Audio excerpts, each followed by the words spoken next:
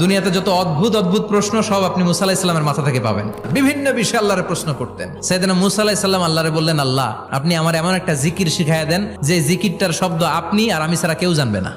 দিনে রাতে সব সময় এই জিকির আমি করব, আপনারে ডাকবো, কিন্তু শর্ত হলো এই জিকিরটা জানবে শুধু আপনি আর জানবো শুধু আমি। আল্লাহ বললেন, মুসা পড়ো লা ইলাহা ইল্লাল্লাহ।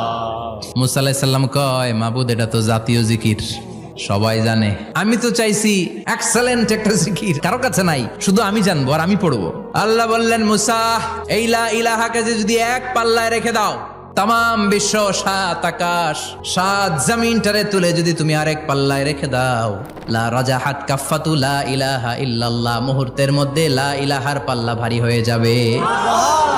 ও মুসা, তুমি যতই এক্সক্লুসিভ জিকির চাও, লা ইলাহার চেয়ে দামি জিকির আমার কাছে নাই।